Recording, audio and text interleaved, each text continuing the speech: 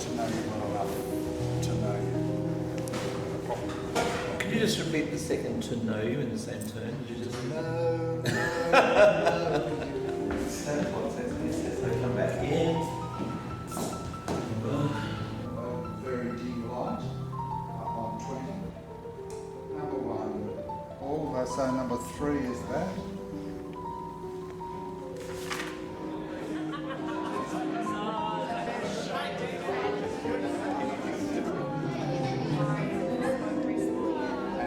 I've been trying to think about that because I thought that question would be sitting there, and it is sitting there in audiences.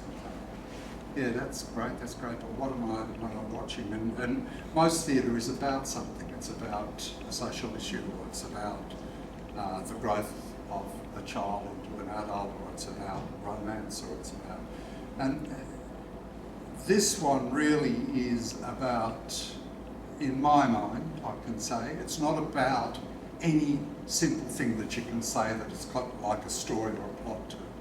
It's about an older man, Samuel Beckett, and that's Samuel Beckett for me there. An older man writing in his room, which he did for this, and we put it out in the space so that the writing becomes more enacted. Writing in his room, trying to struggle with questions that seem to him important as he's moving towards the end.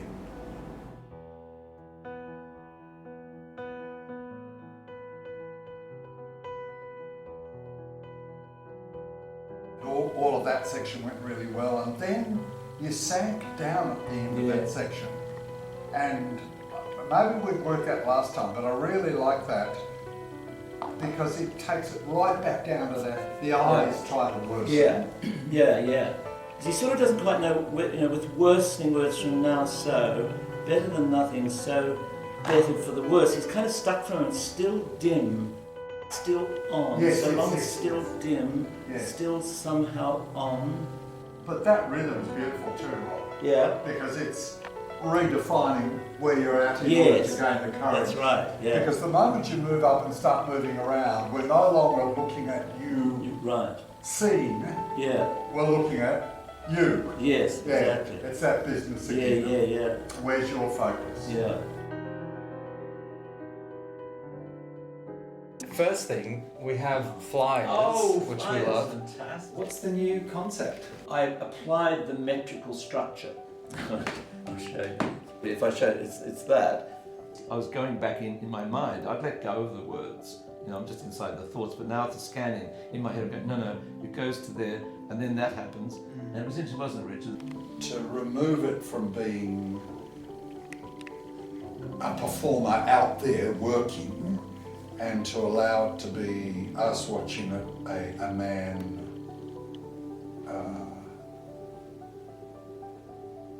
unexpectedly finding himself in different parts of himself. He's got a table and chair, he's got a chair, he's got a bench.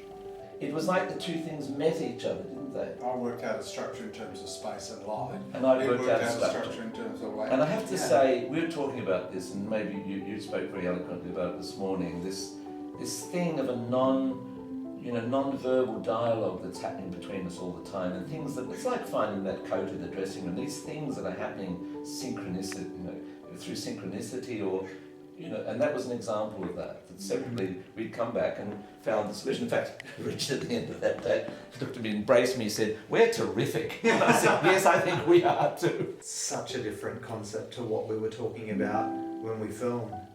It sounds really, really right. What is memory? What happens when memory fades? What is, if you don't believe in God, what is the void that we all live in, that will keep going after we go? What is the dim light that illuminates us and our living and our thinking, the light of thought, or the light of life, or something that's all there? And he says so many times in terms of repetition, until dim go and then all goes. Once that has gone, we're And what are the words that one can possibly use? And this is something that Beckett struggled with all his life.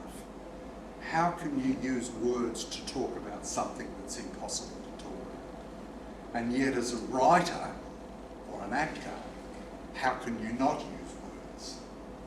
And so he's always in the struggle with himself as a writer. If words could go, then things could become clear. Words go, then things get undimmed. And suddenly everything's clear, but words can never go. If only words can go. But words can't go. And until the very end, and then that's the end. So they're huge questions. And you know, as someone myself approaching a particular age, they're enormous questions. And I think they're existential questions that somewhere inside ourselves we all kind of, in one way or another, face at times or think about at times. And they are chaotic. When you face them and you really try and deal with them, as I've said in the program, we don't think like logicians do.